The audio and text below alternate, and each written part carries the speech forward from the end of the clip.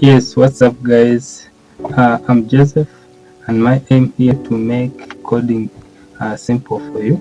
Aside that you can do coding projects in an easy way. I'd like to have a look through how props works, and we are in React.js. I would like to see how you can easily use props within your coding project. So if you come to your desktop, you can go to start and search for a command cmd. We are creating a new project, so just come here and type cd desktop so that you can create your app at the desktop. So you can run npx create a react app, my app, or any project I may need to use. So you can name it any project or new app. So after that you can press OK. In other words, enter, so that the project can be created. So since I already created it here, if I drag and drop to the VS Code, um, you can drag it in VS Code, and then just we get started with our project. So um, uh, for that case, just run npm start. We see that the project here has started, and that is done. From that, I would like to proceed and say to edit the app so that we can start our work. So we can start with an h1 hello. You can type hello world to see whether your app has no bugs. In other words, it's working properly.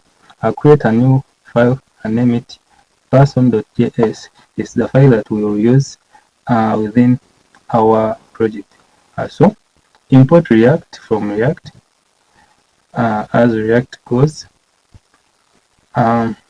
Just go on and type const person equals brackets arrow sign. So open the curly brackets, and then you can return. In return, you can say open brackets. It will be a div. Inside this div, I will put some text. And say that may use an h1. I think for the h1 we will type. For the h1 we will say hello. Maybe hello friend. So I think if we can proceed, yes, here we can remove this that we wanted to show an example. So yes, you come to the app and type save person. So this is how you can write maybe something like an element to bring it to your project. So you have to import person, import person from person. So if you do the import, yes, it's import person from person. You see you have an error here. Person, it's not exported, so we should export. Just type, go to person.js, export default person. So from that, I think the error is resolved. Yes. As we proceed, we can say that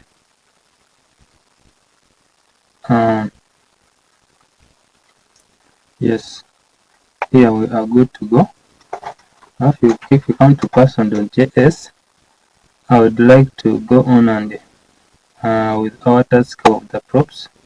So if you type an H2 and say name John Doe, and then gender, maybe you can say male. From that we have the country. Age, the age may be, let's say, 15 years. So from that here, let's see, if you are to type all this, it will be a lot of work. So what can easily help is that you can use props to simplify the work, aside that you don't waste a lot of energy repeating all of this. So you can just say,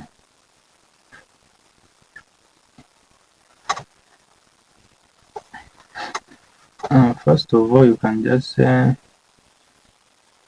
person.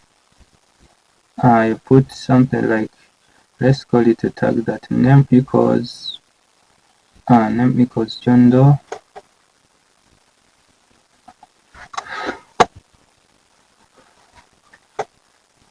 Yes, here is how props works. So you can say props.name.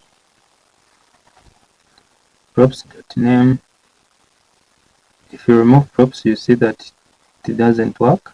So you have to include our props and say props.name. It comes to be John Doe. So you can also change this and say you can say props.gender. Yes, props.gender. Here, yes, and also here props.country, and also here the age, props.age.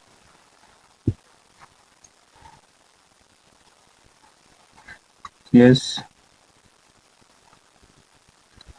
I think it's now fine. If we come here within the person, the component person, with the name equals John Doe, we put the gender will be equals male, country Uganda. We see that it is just included immediately. You put the age is equal to 15. It's also included now. Yes, that's working fine. It's working fine. So what next is